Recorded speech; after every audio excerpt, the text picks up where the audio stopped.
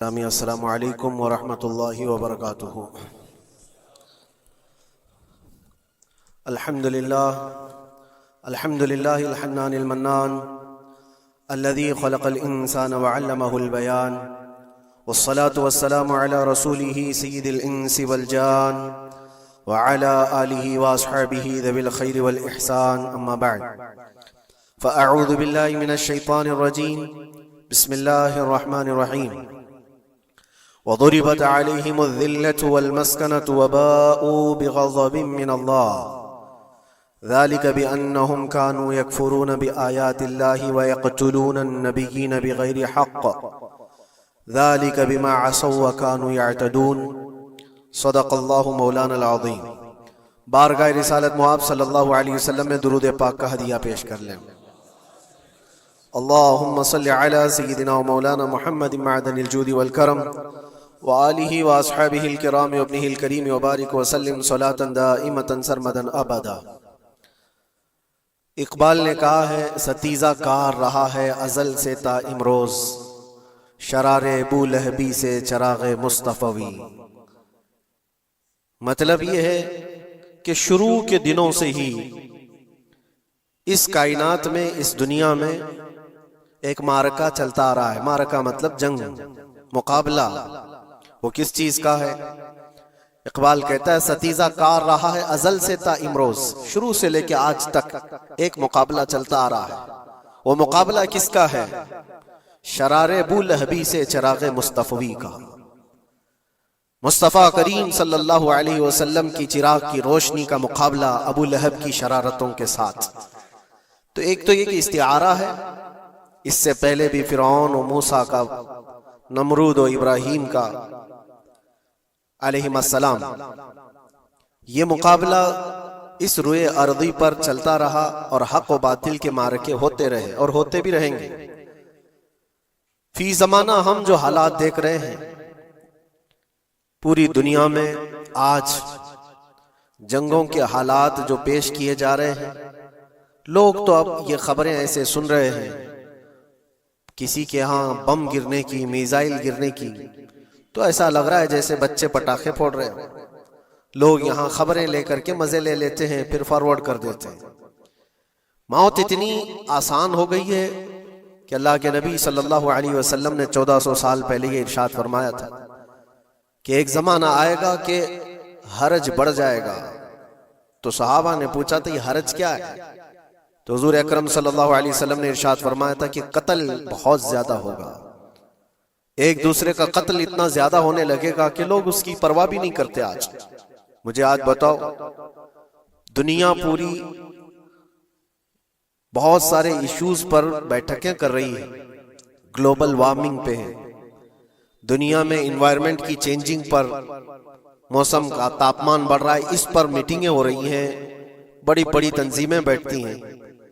یہ ڈھکوسلا ہے یہ دنیا کا، یہ مغربی دنیا، ویسٹرن کنٹریز کا دکھاوا ہے۔ یہ اینیمل لاورز کو بھی باہر لے کر کے آتے ہیں، ان کو بہت زیادہ کوریج دیا جاتا ہے۔ یہ کتے سے پیار کرنے والا ہے، یہ مرغی سے پیار کرنے والا ہے۔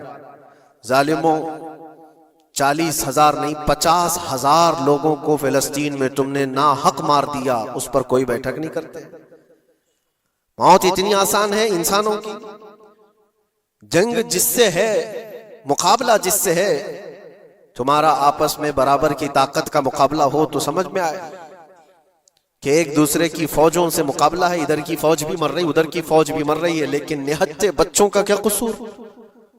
بلکہ وہ گود میں آئے ہوئے ابھی جنہوں نے شعور کی آنکھیں بھی نہیں کھولی، دودھ پیتے بچوں کے جو قتل ہوئے ہیں۔ تاریخ میں آپ نے پڑھا ہوگا فرعون نے 12,000 بچوں کا قتل کیا تھا، صرف اس گمان سے کہ اس نے خواب دیکھا تھا بنی اسرائیل میں ایک بچہ پیدا ہوگا جو اس کی سلطنت کو ہلاک کر دے گا۔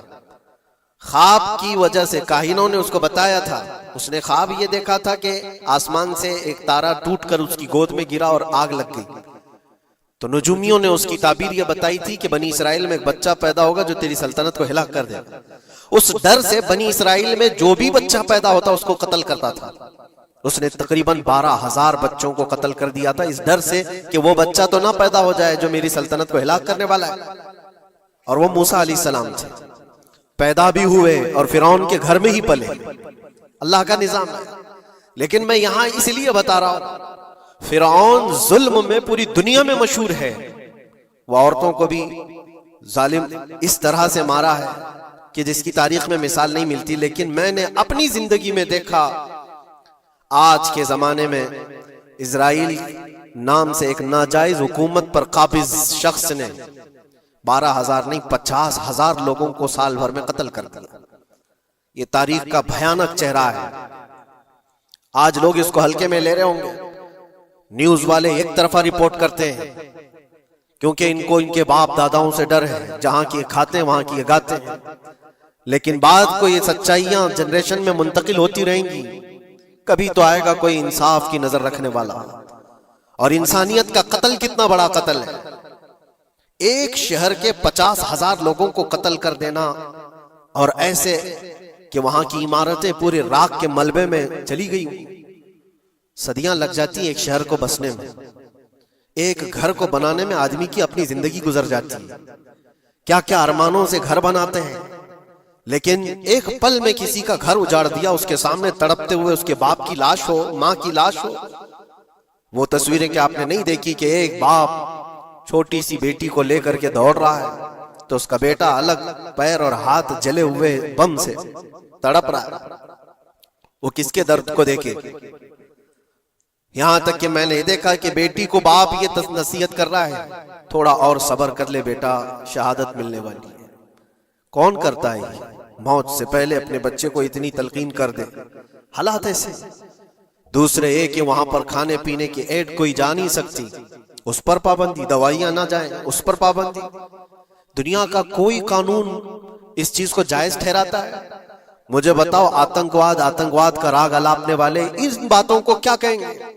انسانیت اگر کہیں ہے تو اس کا تصور تو کرو.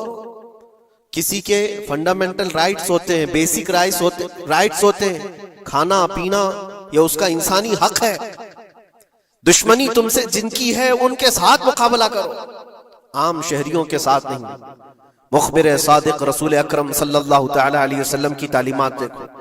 جہاد کو لے کر جو پروپیگنڈا تم پھیلاتے ہو، اور ہر چیز کو جہاد کا لفظ دے کر کے ایک ایسا نیریٹو کریٹ کرتے ہو کہ لوگوں کے دماغ میں ایک پروپیگنڈا پھیل جائے. آؤ میں تمہیں سناتا ہوں، رسول پاک صلی اللہ تعالی علیہ وسلم جب صحابہ جہاد میں جاتے تو ان کو کن باتوں کی تلقین کرتے تھے. سب سے پہلے مجاہدین صحابہ سے کہتے جس جگہ تم جا رہے ہو مقابلہ تمہارا جن کے ساتھ ہے انہی سے مقابلہ کرنا. جو تمہارے خلاف تلوار اٹھائے اس کے خلاف تم تلوار اٹھاؤ. اور راستوں پر بیٹھے ہوئے بوڑھوں کو ہاتھ نہ لگانا، کسی عورت کے ساتھ چھیڑ چھاڑ نہ ہو. حاملہ عورتیں اگر قید میں آ جائیں تو انہیں چھوڑ دینا. یہ حضور پاک صلی اللہ علیہ وسلم کی تعلیمات ہیں.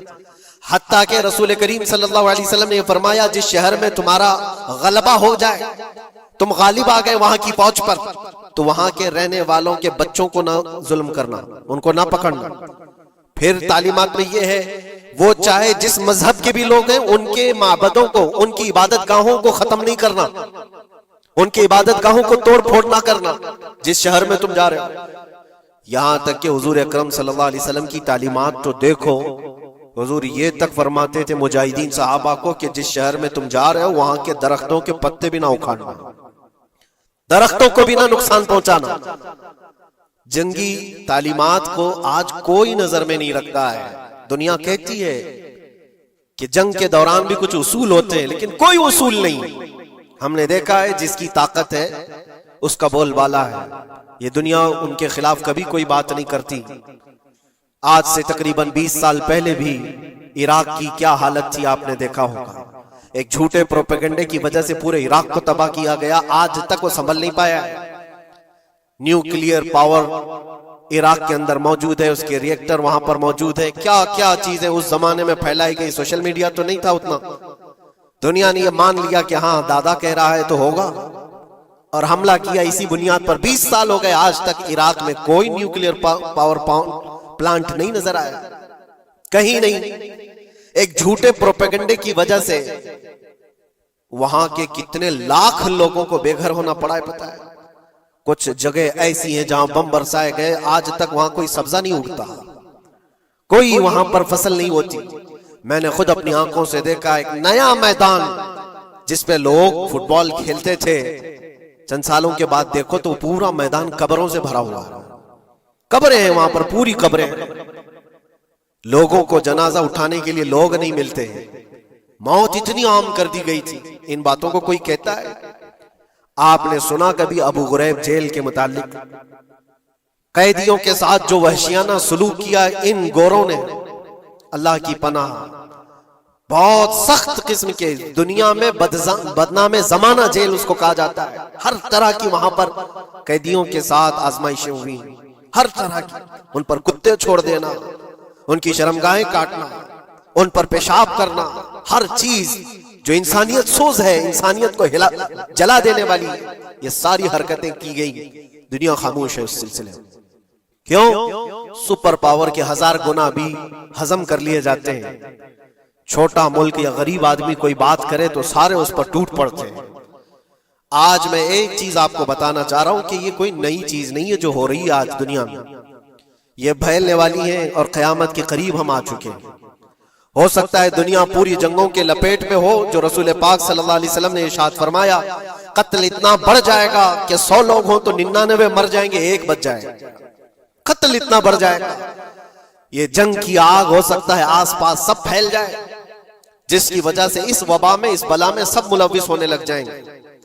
اور ایک بات یہ بھی یاد رکھو، چاہے جیسی بھی حکومت ہو، تاریخ پوری اٹھا کر کے دیکھنا، ظلم کے بعد جو غرور و تکبر میں آ کر فرعون بننے کی کوشش کرتا ہے، اس کا انجام اللہ تعالیٰ بہت بھیانک فرماتا ہے، بہت بھیانک انجام ہوتا ہے۔ اب کے ظالم بھی اپنے انجام کے بہت قریب آ چکے، انہوں نے ظلم اتنا کیا ہے، وہ بچوں کی آہیں، وہ عورتوں کی چیخیں کیا بارگاہ رب العزت میں نہ پہنچی ہوں گی؟ رب تبارک و تعالیٰ خود فرماتا ہے سَيَعْلَمُ الَّذِينَ ظَلَمُوا أَيَّ مُنْقَلَبٍ يَنْقَلِبُونَ، ان قریب ظالم یہ دیکھ لیں گے کہ کس پلٹی میں اللہ تعالیٰ انہیں گرانے والا ہے۔ جو جال وہ اپنے دشمنوں کے لیے بنتے ہیں، اللہ تعالیٰ اسی جال میں ان کو پھنساتا ہے۔ آج دیکھنا آپ، تاریخ کی سچائیاں آپ کو اس بات کا جواب دیں گی۔ ظالم یہ سمجھتا ہے کہ میں خدا کے برابر ہو چکا، مجھے کوئی بھی ہلاک نہیں کر سکتا۔ اللہ تعالیٰ فرماتا ہے اینما تکونوا یدرککم الموت ولو کنتم فی بروج مشیدہ، تم مضبوط قلعے میں کیوں نہ بیٹھے ہو، موت تمہارے پاس آ کر پکڑ لے گی۔ اور رب تبارک و تعالیٰ کے لیے کوئی چیز ناممکن ہے۔ لوگ آج ہوا بناتے ہیں کہ ایئر ڈیفنس سسٹم اتنا بڑا ہے کوئی کچھ نہیں کر سکتا۔ ایک چھوٹے سے پدے سے ایک ناجائز کنٹری کو محفوظ دکھانے کے لیے دنیا پتہ نہیں کیا کیا باتیں وائرل کرتی ہے۔ اسرائیل کے پاس آئرن ڈوم ہے، ایئر ڈیفنس سسٹم اتنے بڑے ہیں، کوئی نہیں آ سکتا۔ وہ خدا ہے؟ کوئی خدا ہے؟ لیکن دنیا آج دیکھ رہی ہے، بہت ساری چیزوں کو دیکھ رہی ہے۔ مجھے یہاں پر کسی کے سلسلے میں نہیں کہنا ہے، لیکن ایک بات کہنا ہے کہ نشہ میں چور، گھمنڈ میں چور جو بندہ ہوتا ہے، اللہ تعالیٰ کبھی اس کو مچھر سے بھی ہلاک کرتا ہے۔ بہت بڑی طاقت کا اس سے مقابلہ ہونا ضروری نہیں، تمہارے پاس ہوگا بہت بڑا سسٹم، لیکن رب تبارک و تعالیٰ جب انتقام لے لے تو پھر تمہارے لیے بہت بڑی طاقتوں کی ضرورت نہیں۔ آپ کو میں تاریخ بتاؤں، عراق میں نمرود ایک زمانے میں اس طرح کی حرکت کیا تھا کہ اس نے بہت بڑی عمارت بنائی تھی، اور اس کے مطابق بات یہ تھی کہ وہ 1000 لوگوں سے تنہا لڑ سکتا تھا، اتنی اس کی طاقت تھی۔ شیر سے خود مقابلہ کرتا تھا، کبھی ڈرتا نہیں تھا۔ نمرود کی طاقت مشہور تھی اس زمانے میں، اور سارے لوگ اس کی طاقت کا لوہا مانتے تھے، حتیٰ کہ وہ کبھی اپنی زندگی میں بیمار نہیں ہوا تھا۔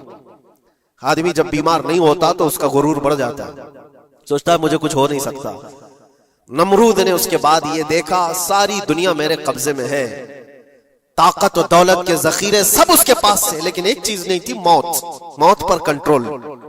اس کو کیسے کیا جائے کنٹرول؟ یعنی مرنے سے بچ تو نہیں پائے گا، یہ کنٹرولنگ پاور بھی ہمارے پاس ہونا چاہیے۔ اس نے ایک بہت بڑی عمارت بنائی، کہا کہ خدا آسمانوں میں ہوتا ہے، ہم اتنی بڑی عمارت بنائیں گے کہ ان عمارتوں پر چڑھ کر خدا کو للکاریں گے، آجا میں مقابلہ کرتا ہوں اور مقابلہ کر کے میں خدا کو گرا دوں گا کسی بھی طرح سے. اگر مجھ سے نہ ہو سکے تو پوری فوج کو تیار کروں گا. خدا سے لڑائی لڑ کر کے ایک بار وہ موت اور حیات کا پاور اپنے ہاتھ میں لے لیں گے, پھر ہم کو جب تک چاہے جینا ہے. کہاں کی خام خیالی, لیکن اس نے بنایا, پوری دنیا بھر سے لوگوں کو جمع کیا, سب کی زبان ایک بنایا, سب کی کرنسی ایک بنایا, ساری اس پوری دنیا کے لوگ اس کی فوج میں. سب کو یہ باور کرانا شروع کیا کہ ہماری لڑائی ہے دنیا سے نہیں, ہماری لڑائی کریٹر سے, خالق سے. ہم اس سے پاور چھین لیں گے ایک بار اور پھر اپنے ہاتھ میں موت و حیات کا کنٹرول رکھیں گے. جس کو جتنی لمبی عمر چاہیے میں دوں گا, جس کو جب تک جینا ہے میں دوں گا. ازل تک, ازل سے لے کر ابد تک یہ سارے خیالات اس کے تھے, اور اس نے جمع کیا, عمارت بھی بنایا, فوج بھی تیار کیا. کیا رب تبارک و تعالیٰ یہ نہیں دیکھ رہا تھا اس کی تیاری, اس کا جمع کرنا, اس کی عمارت بنانا؟ بہت دنوں تک یہ سب کام چلتا رہا. رب تبارک و تعالیٰ کسی سے غافل نہیں, دلوں میں گزرنے والے حالات سے بھی بے خبر نہیں, لیکن بندے کو رب تبارک و تعالیٰ ڈھیل دیتا ہے. قرآن میں رب تعالیٰ فرماتا ہے وَلَا يَحْسَبَنَّ الَّذِينَ كَفَرُوا أَنَّمَا نُمْلِي لَهُمْ خَيْرٌ لِأَنفُسِهِمْ إِنَّمَا نُمْلِي لَهُمْ لِيَزْدَادُوا إِثْمًا. کافر جو ان کو ڈھیل ملی ہے یہ نہ سمجھیں کہ ہم نے جو ان کو چھوڑ رکھا ہے ان کے لیے بہتر ہے, بلکہ اس لیے ہم چھوڑ رکھے ہیں کہ وہ اور زیادہ کریں, اور زیادہ کریں. لِيَزْدَادُوا إِثْمًا وَلَهُمْ عَذَابٌ مُهِينٌ, پھر ہم ذلت والا عذاب انہیں دینے والے ہیں. یہ مت سمجھ لو کہ رب تبارک و تعالیٰ ان سب چیزوں سے بے خبر ہے. نمرود اتنا سب کرتا رہا, اللہ نے اس کو چھوڑ رکھا. بنا لیا لمبی عمارت, بنا فوج بھی بنا لی, ساری چیزیں بنا لیا. مقابلے کے لیے اس نے دن بھی طے کر لیا. اس کے بعد اس کو خدا سے لڑائی لڑنی تھی, کہاں خدا تک پہنچنے کی بات. لیکن بندہ جب غرور و تکبر میں آتا ہے تو وہاں تک بھی سوچتا ہے. اسے موت پر کنٹرول حاصل کرنا تھا, بس یہ ایک چیز تھی.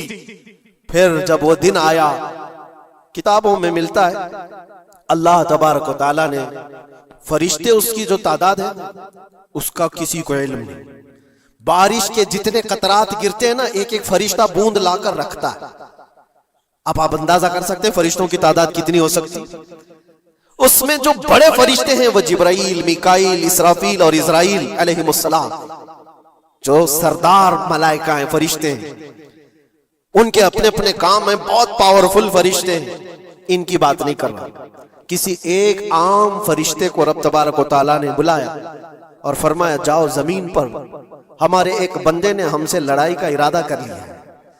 اس کی طاقت و قوت اور اس کی جمع شدہ ساری چیزوں کو دیکھ کر کے آؤ. وہ فرشتہ زمین پر آیا, جس جگہ پر اس نے یہ سب جمع کیا تھا. فرشتہ اتر کر صرف اپنے پیر ہلایا تھا, پوری عمارت بھسم ہو گئی. کچھ نہیں کیا تھا, اس کی بنائی ہوئی عمارت بھسم ہو گئی. جتنی فوج جمع کیا تھا سب کیڑے مکوڑوں کی طرح مر گئے, اور سب کی زبانیں مختلف ہو گئی, کوئی ایک دوسرے کو پہچان نہیں پا رہا. یہ منٹوں کی بھی بات نہیں تھی, سیکنڈوں کی بات تھی. فرشتہ واپس چلا گیا, نمرود کا زوال ہو گیا, ختم ہو گیا. یہ تاریخ کی ایک بات ہے, اور یہ روایت ہم اپنی کتابوں میں نہیں رکھتے, یہ روایت یہودیوں کی کتابوں سے ہی ہے. یہودی اس بات کو یقین کرتے ہیں, اور اسی وجہ سے اس بات پر وہ دوبارہ عمل کرنے کے لیے پھر کوشش میں ہے. نیو ورلڈ آرڈر جو کہا جاتا ہے, پوری دنیا کو اکٹھا کرنا, ایک کرنسی بنانا, ایک لینگویج پر لانا, اور سب کو ملا کر کے ایک طاقت حاصل کرنا, سپیس پر جانا, اور پھر وہی چیزیں دہرانی جا رہی ہے دنیا. وہی چیز ایک دوبارہ بار ٹرائی کرنا ہے, جس کے لیے آپ کو پتا ہے یہ چھوٹی سی قوم پوری دنیا پر کنٹرول حاصل کرنے کے کیسے کیسے خواب دیکھتی. اگر آپ جائیں, اسلام دشمنی تو ان کی پرانی ہے, لیکن یہ جو 50,000 لوگوں کا قتل ہے, یہ صرف اور صرف ان کے اپنے ایک چھوٹے مقصد کے لیے. ہو سکتا ہے بہت ساری باتیں, غزہ پٹی ایک ہی علاقہ بچا ہوا ہے فلسطین کا, باقی سب تو یہ قبضہ کر چکے 1947 کے بعد, 48 کے بعد. چھوٹا سا حصہ جو باقی غزہ پٹی جس کی 20 لاکھ کی آبادی ہے, اس علاقے پر اتنی زیادہ کیوں کرورتا ہے, کیوں؟ باقی سب جگہ پر اور بھی دیگر جگہ پر, یروشلم میں, ویسٹ بینک میں, کئی جگہوں پر مسلمان آباد ہیں. یہ غزہ کے لیے کیوں اس قدر سختیاں ہیں؟ دنیا کو بتانے کے لیے تو یہ ایک آتنکواد جماعت ہے حماس, جس کا مقابلہ کرنے کے لیے ہم یہ حملے کر رہے ہیں، لیکن آج تک یہ دنیا کو بتا نہیں سکے کتنے حماسیوں کو قتل کیا، کتنے حماس کے لوگ پکڑے گئے، کتنوں کو مارا گیا، چند ہوں گے، لیکن اس کے بدلے میں جو بھاری قیمت چکائی ہو غزہ کے نہتے لوگوں نے، 50,000 لوگوں کا قتل، یہ تو ریکارڈ پہ دکھ رہا ہے، باقی اللہ عالم، باقی کتنے ہیں جن کی تعداد مل نہ سکی ہو۔ بعض دانشوروں نے یہ بھی بتایا اس کو صرف اور صرف ایک کینل بنانا ہے جو دنیا کی ٹریڈنگ پر قبضہ حاصل کرنے کے لیے، جو سوئس کینال ہے ایجپٹ کا، جس سے میڈیٹرین سی سے لے کر کے گزرتے ہیں، 2 سمندروں کو جوڑنے کے لیے ایک کینل ہے مصر میں، ایجپٹ میں، جہاں سے ایجپٹ ہر گزرنے والے جہاز سے ٹیکس لیتا ہے، ہر گزرنے والے جہاز سے ایک بھاری قیمت لیتا ہے، جس سے ٹریڈنگ پر اثر بھی رہتا ہے، اور جب وہ چاہے بند کرے، 2 مرتبہ اس نے بند بھی کیا تھا تاریخ میں 1950 کے وقت، اور یہ خواب دیکھتا ہے اسرائیل کہ ہم اپنی ہی جگہ سے ایک کینل بنا لیں تقریباً 300 کلومیٹر، جس کے لیے اس کو غزہ حاصل کرنا بہت ضروری ہے۔ یہ بعض لوگوں کی اپنی تحقیق ہے، تو کیا کوئی اپنے مفاد کا حاصل کرنے کے لیے 50,000 لوگوں کا قتل کر سکتا ہے؟ دنیا کو یہ بھیانک چہرہ بھی تو معلوم ہونا چاہیے۔ اگر ان کو کوئی راستہ بنانا ہے تو اس کے لیے انسانیت کا قتل کرنا ہے۔ میں آپ کو ایک بات عرض کیے دیتا ہوں، قرآن پاک نے جو فرمایا وہ حق ہے، 100% حق ہے۔ اللہ نے فرمایا، میں نے خطبے کے بعد جو آیت پڑھی، وَضُرِبَتْ عَلَيْهِمُ الذِّلَّةُ وَالْمَسْكَنَةُ، اللہ فرماتا ہے ان پر ذلت اور غربت لکھ دی گئی ہے، کس پر؟ یہودیوں کے متعلق۔ وَبَاءُوا بِغَضَبٍ مِّنَ اللَّهِ، اور اللہ کے غضب میں رہیں گے وہ ہمیشہ۔ آپ سورہ فاتحہ میں پڑھتے ہیں نا، غیر المغضوب علیہم ولا الضالین، مغضوب کا مطلب کیا ہے؟ جن پر اللہ کا غضب ہوا، اور وہ یہود قوم ہے۔ قرآن پاک کی میں آپ کو بات بتا رہا ہوں، اور اللہ تعالیٰ فرماتا ہے وجہ کیا ہے؟ ذالک بانہم کانوا یکفرون بآیات اللہ، وہ اس لیے کہ اللہ کی نشانیوں کو ٹھکراتے، ویقتلون النبیین بغیر حق، اور اللہ کے نبیوں کو ناحق قتل کرتے۔ اب دنیا کو یہ افسوس ہو رہا ہوگا، جیسے میں نے ابھی بتایا 50,000 لوگوں کا قتل وہاں کر دیا، ایران میں گھس گیا، شام میں گھس گیا، لبنان میں گھس گیا، ہر جگہ مار مار مار اور لوگوں کا قتل۔ میرے عزیزو، یہ تو عام لوگوں کا قتل ہے، اور قرآن یہ کہتا ہے یہ وہ قوم ہے جو اللہ کے نبیوں کو قتل کرتی تھی، اور تاریخ میں ہے تقریباً 10,000 نبیوں کو انہوں نے قتل کیا ہے، 10,000 نبیوں کو انہوں نے قتل کیا ہے، صرف اپنی من مانی بات نہ پائے جانے کی وجہ سے۔ حضرت زکریا علیہ السلام کی بات معلوم ہے، یہ تو بیت المقدس کے متولی تھے، زکریا علیہ السلام بیت المقدس کے امام تھے، جن کا ذکر ہے قرآن پاک میں۔ حضرت زکریا علیہ السلام کے پیچھے یہی قوم جو ان کی امت میں تھی، یہودیوں کے لیے بھی وہ مقدس نبی تھے، لیکن ان ظالموں نے حضرت زکریا علیہ السلام کو دشمنی میں رکھ کر کے ایسا قتل کیا تھا، اللہ اکبر۔ زکریا علیہ السلام ان سے بھاگ کر کے نکلے تھے، اور ایک درخت کو جا کر کہا، اے درخت کھل جا، میں تجھ میں آتا ہوں۔ درخت کھل گیا، حضرت زکریا علیہ السلام اس میں اندر چلے گئے، درخت پھر بند ہوا، تاریخ میں موجود ہے۔ ابلیس لعین نے، شیطان مردود نے یہودیوں کو راستہ بھی بتایا اور درخت بھی بتایا کہ اس کے اندر زکریا چھپے ہوئے، اس کے اندر زکریا ہے۔ یہودیوں نے تیز آری لے کر کے درخت کو اوپر سے کاٹنا شروع کیا کہ درخت کے 2 ٹکڑے ہوں گے تو زکریا علیہ السلام تک بھی پہنچ جائیں۔ انہوں نے آری سے کاٹتے کاٹتے کاٹتے ان کے سر تک پہنچا دیا، اور جب حضرت زکریا علیہ السلام کو اپنے سر کے اوپر سے کٹنے کی آواز آنے لگی تو آپ سوچا کہ اب یہ آری سے پورا کٹ جائے گا۔ اللہ تعالیٰ کی طرف سے ندا آئی، اے زکریا صبر کر لو، اگر تم اس پر آواز نکالو گے تو صبر والوں میں سے تمہارا نام نکل جائے گا۔ یہاں تک کہ تاریخ میں ہے وہ یہودیوں نے آری سے کاٹتے کاٹتے حضرت زکریا علیہ السلام کے سر کو چیر دیا، اور جسم کے 2 ٹکڑے ہو گئے۔ اللہ کے نبی خاموش رہے، صبر کر کے رہ گئے۔ ان کے بیٹے یحییٰ علیہ السلام، یحییٰ علیہ السلام نے یہودیوں کے ایک گورنر یا بادشاہ کو یہ کہا تھا کہ ایک نکاح میں 2 بہنوں کو رکھنا جائز نہیں۔ اس نے 2 بہنیں ایک ساتھ اپنی زوجیت میں رکھا تھا۔ صرف اتنی بات پر حضرت یحییٰ علیہ السلام صرف 33 سال کے جوان تھے۔ اس یہودی ظالم نے یحییٰ علیہ السلام کے سر کو کاٹ کر کے برتن میں لا کر ناشتے میں رکھا تھا۔ اللہ کے نبی کی بات کر رہا ہوں، اللہ کے نبی کے سر کو کاٹ کر تشت پہ رکھا تھا۔ لیکن تاریخ کی سچائیاں بتاتی ہیں کہ وہ کٹے ہوئے سر سے یحییٰ علیہ السلام بولتے تھے، اے ظالم اب بھی میں کہتا ہوں ایک نکاح میں دو بہنوں کو رکھنا حرام ہے، حرام ہے۔ یہ اللہ کے نبیوں کی زندگی میں بتا رہا ہوں جن کے ساتھ انہوں نے کی۔ عیسیٰ علیہ السلام، یہ پاگل عیسائی جو آج ان کی کپڑوں میں جا کر بیٹھے ہوئے ہوتے ہیں، جبکہ زندگی بھر یہ لڑتے رہے ہیں۔ قرآن بھی کہتا ہے وقالت اليہود لیست النصارى علی شیء وقالت النصارى لیست اليہود علی شیء، دونوں لڑتے تھے۔ یہودی کہتے ہیں عیسائی کوئی چیز ہی نہیں، عیسائی کہتے تھے یہودی کوئی چیز ہی نہیں۔ ان کی جنگیں اتنی خطرناک ہوئی، یہ سب لپا پوتی کر کے آج دکھاتے ہیں کہ ہم سب ایک ہیں۔ بہت گہری دشمنیاں ان کے درمیان تھی۔ عیسائیت، حضرت عیسیٰ علیہ السلام کو کیا کیا گیا؟ جب انہوں نے اپنے پیغامات پھیلائے تو عیسیٰ علیہ السلام کو بھی قتل کرنے کا منصوبہ یہودیوں نے بنایا تھا، اور پورے لوگ آ کر حضرت عیسیٰ علیہ السلام کے گھر کو گھیراؤ کر لی۔ عیسیٰ علیہ السلام کو اس رات اللہ تعالیٰ نے آسمانوں پر اٹھا لیا، اور ایک یہودی کو اندر دیکھنے کے لیے بھیجا تھا یہودیوں نے کہ جا کے دیکھو عیسیٰ ہے کہ نہیں۔ تو اللہ تعالیٰ نے وہ آئے ہوئے یہودی کو عیسیٰ علیہ السلام کی شکل دے دی، عیسیٰ علیہ السلام کو اٹھا لیا۔ یہودی جو باہر کھڑے منتظر تھے، ہمارا آدمی اندر گیا ہے دیکھنے کے لیے، مارنے کے لیے، قتل کرنے کے لیے، ابھی تک آیا نہیں، تو سب کے سب اندر گھس گئے۔ دیکھا وہ آدمی بیٹھا ہوا ہے، اسی کو پکڑ کر لا کر سولی پر چڑھا دیا عیسیٰ سمجھ کر کے۔ لیکن اتفاق یہ ہے کہ اس کو پوری شکل نہیں دی گئی تھی، آدھی شکل عیسیٰ علیہ السلام کی تھی اور آدھی اس کی خود کی تھی۔ بعد میں یہودیوں میں خود اختلاف ہو گیا، ہمارا بندہ کہاں گیا جو ڈھونڈنے کے لیے گیا تھا، وہ غائب کہاں ہے؟ اور اگر یہ ہمارا بندہ ہے جو ڈھونڈنے کے لیے گیا تھا تو پھر عیسیٰ کہاں ہے؟ یہ اختلاف میں، یہ شک میں 550 سال گزر گئے۔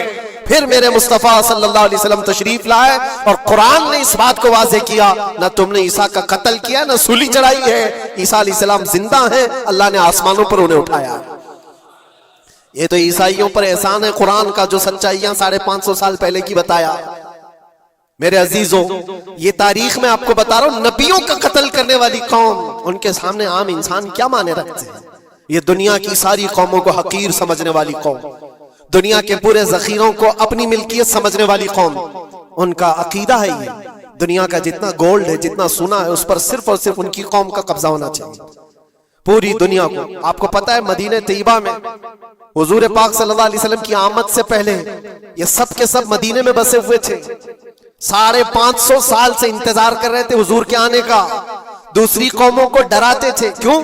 ان کی کتاب میں موجود تھا آخری نبی کے آنے کی ساری باتیں موجود تھی، آخری نبی آئیں گے، ان کے ماننے والوں کا غلبہ ہوگا، وہ اپنے نور نبوت سے لوگوں کے دلوں کو پاک کریں گے۔ ان کی شکل بھی بتائی گئی تھی تورات میں، ان کے آنے کی جگہ بھی بتائی گئی تھی، پورے حجاز میں کھجوروں کا جھنڈ ایک علاقہ ہوگا جہاں یہ نبی آئیں گے، اور وہ مدینے کے علاوہ کوئی جگہ ہی نہیں تھی۔ یہودی یہ سب چیزیں دیکھ کر حضور کے آنے سے 550 سال پہلے سے انتظار میں تھے، وہ نبی یہی آئیں گے، یہی آئیں گے، اور دوسری قوموں کو ڈراتے تھے، ہم سے مت الجھنا، آخری نبی آنے والے ہیں ہمارے، اور اس نبی کے آنے کے بعد پھر ہم چن چن کر تم سے بدلہ لیں گے۔ اور جب کبھی مصیبت آتی تو اللہ سے دعا بھی یہ کرتے تھے کہ اللہ وہ آخری نبی جو ہمارے علاقے میں آنے والے ہیں، ان کے صدقے میں تو ہماری بلاؤں کو دور کر دو۔ یہ وہ قوم ہے جو حضور آخر النبیین صلی اللہ علیہ وسلم کے انتظار میں وقت کاٹ رہی تھی۔ لیکن ہوا یہ، ان کا عقیدہ یہ تھا کہ آخری نبی تو بنی اسرائیل میں ہی پیدا ہوں گے، ہمارے خاندان میں پیدا ہوں گے۔ انہوں نے ٹھیکہ لے رکھا ہے آخری نبی کہاں پیدا ہوں گے، یہ فیصلہ کریں گے۔ اللہ تبارک و تعالیٰ نے آخری نبی ہمارے آقا صلی اللہ علیہ وسلم کو بنی اسرائیل میں نہیں، بنی اسماعیل میں پیدا کیا، اسماعیل علیہ السلام کی اولاد میں پیدا کیا۔ اور یہ اسماعیل علیہ السلام کی اولاد پورے عرب میں آباد تھی، عرب میں پوری آبادی اسماعیل علیہ السلام کی تھی۔ مکہ کو آباد کس نے کیا؟ اسماعیل علیہ السلام۔ اسماعیل علیہ السلام کی اولاد پورے مکہ میں آس پاس سب علاقوں میں آباد، ساری جتنے بھی نسب ہیں وہ اسماعیل علیہ السلام تک پہنچتے ہیں عرب والوں کے۔ اور یہ یہودی بنی اسرائیل ہے، یعنی یعقوب علیہ السلام کی اولاد میں سے، اور یہ دوسروں کو حقیر جانتے تھے۔ جب تک یہ لوگ عرب میں تھے، مدینے میں تھے، انہوں نے ہر ایک کو حقارت سے دیکھا۔ عربوں سے ان کے تعلقات ایسے نہیں تھے، عام لوگوں سے کہتے ہمارے سے بات کرنے کے قابل نہیں ہیں، سب کو امی کہتے تھے، ان پڑھ، جاہل، ایسے الفاظ سے عربوں کو پکارتے تھے۔ عربوں سے اگر ان کے تعلقات ہوتے بھی تو بڑے بڑے ٹاپ لیڈر جو ہوتے ہیں عربوں کے، بس ان سے تعلقات، عام لوگوں کو یہ گنتے ہی نہیں، کچرا کہتے تھے۔ بنی اسماعیل کو جب یہ کچرا کہتے تھے، اور بنی اسماعیل میں جب آخری نبی پیدا ہو گئے تب کیا کہنے لگے پتہ ہے؟ کہتے نہیں یہ غلط ہو گیا، آخری نبی تو بنی اسرائیل میں پیدا ہونے والے تھے، یہ جبرائیل نے شرارت کیا اور بنی اسماعیل میں جا کر کے نبوت دے دی۔ کچھ تو یہ کہنے لگے، کچھ تو کہنے لگے وہ ہے ہی نہیں آخری نبی۔ لیکن کیسے انکار کرتے؟ قرآن کہتا ہے یعرفونہ کما یعرفون ابناءہم، اس رسول کو وہ ایسے پہچانتے تھے کہ اپنے بیٹوں کو بھی نہیں پہچانتے۔ ان کے بیٹوں کے صحیح ہونے پر بھی ان کو اتنا یقین نہیں تھا کہ ہمارا ہی بیٹا ہے یا نہیں، لیکن حضور کو دیکھ کر کے یہ یقین تھا کہ آخری رسول ہی، آخری رسول ہونے کی ساری نشانیاں انہوں نے جو پڑھی تھی وہ سب حضور کے پاس موجود تھی۔ اسی لیے تو میرے عزیزوں، جو صحابہ یہودیت سے اسلام میں آئے انہوں نے سب نشانیاں دیکھی۔ حضرت سلمان فارسی کی بات بتا، وہ عیسائیت میں تھے، سالوں انہوں نے عیسائیت میں گزارے، اور انہوں نے بھی یہی سب باتیں سنی تھی۔ یثرب ایک علاقہ ہے حجاز میں، کھجوروں کے باغات کا جھنڈ ہے، وہاں پر آخری نبی وہیں آنے والے۔ تو یہ کہاں سے آئے تھے؟ سلمان فارسی عراق سے آئے تھے، مدینے میں آ کر غلام بن گئے، ایک کھجوروں کے باغ میں کام کرتے تھے برسوں تک۔ پھر وہ وقت آ گیا جب حضور پاک صلی اللہ تعالیٰ علیہ وسلم مکہ سے ہجرت کر کے مدینے آئے تھے۔ مسجد قباء جہاں ہے وہاں 14 دن تک حضور قیام کیے ہوئے تھے۔ تو وہ باغیچے کا جو مالک ہے، سلمان فارسی کا جو مالک تھا، اس کا بھتیجا آ کر کے خبر دیتا ہے، چاچا سنا ہے کہ نہیں خبر؟ یثرب میں ایک شخص آیا ہے مکہ سے، حسین چہرہ ہے، گلابی رنگت ہے، بولتا ہے تو لوگ سب اس کی طرف دیکھتے ہیں، اور وہ کہتا ہے کہ میں اللہ کا آخری رسول ہوں۔ یہودی کا بھتیجا اپنے چاچا کو یہ خبر دے رہا ہے۔ سلمان فارسی کھجور کے درخت کے اوپر بیٹھے کھجور کاٹ رہے تھے یا صاف کر رہے تھے، یہ خبر سنے کہ وہاں سے چھلانگ لگا کر نیچے آ گئے، جس کے انتظار میں تو سالوں گزار دیا تھا۔ کیا کہا تم نے؟ مالک نے ایک تھپڑ رسید کیا اور کہا تو غلام ہے، آقاؤں کی بات میں دخل اندازی مت کر، جا تو اپنا کام کر۔ لیکن ان کی بے چینی تھی کہ وہ اگر آخری رسول آ چکے تو میری زندگی کا تو مقصد یہی ہے۔ پھر انہوں نے وقت نکالا دن کا اور حضور پاک صلی اللہ علیہ وسلم کے پاس پہنچ گئے۔ جب رسول کریم صلی اللہ تعالیٰ علیہ وسلم صحابہ کے ساتھ موجود تھے، دیکھیں علامتیں جو انہوں نے پڑھی تھی اپنی کتابوں میں وہ سب جانچنا بھی چاہتے تھے۔ کھجوریں لے کر کے گئے اور کہا یا رسول اللہ یہ قبول کیجیے، یہ صدقہ ہے۔ حضور نے لیا اور سب کو بانٹ دیا، اس میں سے کچھ بھی نہیں کھایا، کیونکہ سلمان فارسی نے یہ پڑھا تھا کہ آخری رسول صدقہ نہیں کھائیں گے۔ ایک نشانی دیکھ لی انہوں نے۔ دوسرے دن آئے، پھر وہ موقع نکالا اور کھجوریں لی اور آئے، حضور سے آ کر کے کہا کہ یہ لیجئے، قبول کیجئے، یہ ہدیہ ہے۔ حضور نے خود بھی کھایا اور سب کو تقسیم کیا، کہا یہ کتاب میں موجود ہے، وہ آخری رسول ہدیہ کو انکار نہیں کریں گے، تحائف قبول کریں گے۔ دو علامتیں دیکھی۔ پھر ایک دن، تیسرا دن تھا، رسول پاک صلی اللہ علیہ وسلم ایک جنازے میں تھے، تہبند تھی حضور کے، چادر تھی جسم کے اوپر۔ سلمان فارسی ایک اور نشانی دیکھنے کے لیے آئے ہوئے تھے جو کتابوں میں پڑھی تھی، کبھی حضور کے دائیں آتے، کبھی بائیں آتے، کبھی آگے کبھی پیچھے، پوچھنے کی یا کچھ بات کرنے کی کوشش کر رہے تھے۔ حضور صلی اللہ علیہ وسلم نے ان کو دیکھ لیا اور کہا سلمان آ جاؤ ادھر۔ ادھر بلایا، اپنی چادر ہٹائی اور کہا یہ مہر نبوت دیکھنے کے لیے آئے تھے۔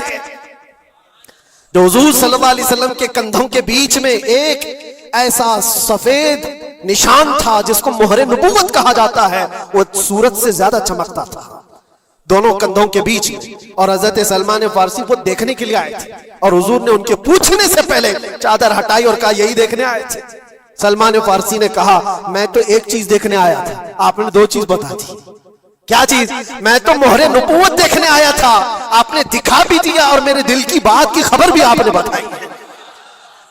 نبی کو علم غیب بھی ہوتا ہے، اور سلمان فارسی نے کلمہ طیبہ پڑھ لیا۔ اسی سلمان فارسی کو آزاد کرانے کے لیے میرے آقا صلی اللہ علیہ وسلم نے صحابہ کے ساتھ مل کر کے 500 کھجور کے درخت لگائے تھے اور ایک باغیچہ دے کر کے اس یہودی سے آزاد کروایا تھا۔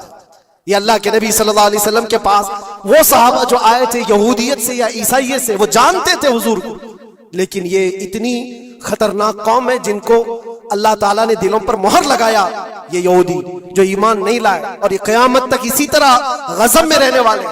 آج ان کا ابھار اگر آپ دیکھ رہے ہو تو شاید تاریخ پتہ نہیں ہوگی کہ کتنی ذلت کی زندگی بھی گزاری، کس طرح بھیک مانگے۔ آج یا اپنی تاریخ کو کہیں پر بھی سوشل میڈیا میں گردش کرتے ہوئے نہیں دیکھ سکتے، پابندی ہے پوری دنیا میں۔ ہٹلر کے قتل عام کے بارے میں نہیں بول سکتا کوئی، یہودیوں کو اتنا مارا تھا اتنا مارا تھا، نہیں، دنیا میں یہ بولنے پر پابندی ہے۔ ان کے کسی بھی پرانی تصویریں دکھانے پر پابندی ہے۔ آج خود اپنے ملک میں ہونے والے حملوں کی تصویر نہ دکھائی جائے، اس پر پابندی ہے۔ یہ تو تم کب تک عیب چھپاتے رہو گے؟ جہاں سڑن ہوتی ہے بدبو آ ہی جائے گی۔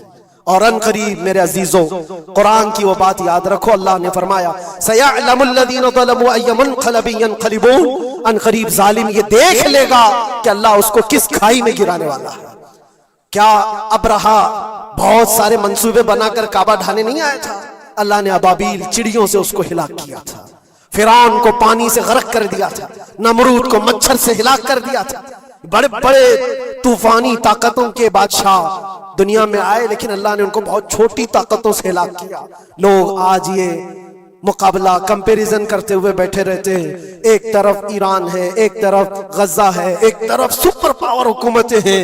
یہ سارے کمپیریزن دنیا کے ہو سکتے ہیں، لیکن رب تبارک و تعالیٰ کی بادشاہت اور اس کی سلطنت جب انتقام پر آ جائے تو پھر میرے عزیزوں کسی ملک کی بھی ضرورت نہیں، صرف ہواؤں سے مولا تعالیٰ طاقتوں کو ختم فرما دیتا۔ دنیا میں پھیلے ہوئے ایک کورونا کو تم قابو میں نہیں کر پا رہے تھے، ایک چھوٹا سا کیڑا ہوگا، ایک بیکٹیریا ہوگا جس کو کنٹرول میں نہ لا سکے اور کروڑوں موتیں ہو گئی۔ کون تھا یہ؟ موتوں پر کنٹرول تمہارے پاس کیوں نہیں آیا؟ سپر پاور طاقتیں بے بس نہیں تھی؟ 2 سال پہلے نہیں دیکھا آپ نے؟ اور رب تبارک و تعالیٰ جب چاہے تو یہ پکڑ ظالموں کے ساتھ فرمائے گا۔ آج کے دور میں دعائیں بھی یہ کرو اور انجام کا انتظار بھی کرو۔ یہ تمہارا بھی امتحان ہے میرے عزیزوں، جو آگ پڑوس میں لگی ہے اس کی چنگاریاں تمہارے گھر کو بھی جلا سکتی ہیں۔ اپنے برے اعمال سے توبہ کرو، اللہ کے غضب سے ڈرو کہ اس کی پکڑ نہ آئے۔ اللہ تبارک و تعالیٰ کہنے سننے سے زیادہ عمل کی توفیق عطا فرمائے۔ اور جو ناحق مارے گئے بچے ہیں، مولا تعالیٰ ان بچوں کو مارنے والے ظالموں کو خطرناک انجام تک پہنچائے، انہیں کیفر کردار تک پہنچائے، رب تعالیٰ انہیں عذاب علیم میں گرفتار فرمائے۔ وآخر دعوانا الحمدللہ رب العالمین۔ السلام علیکم۔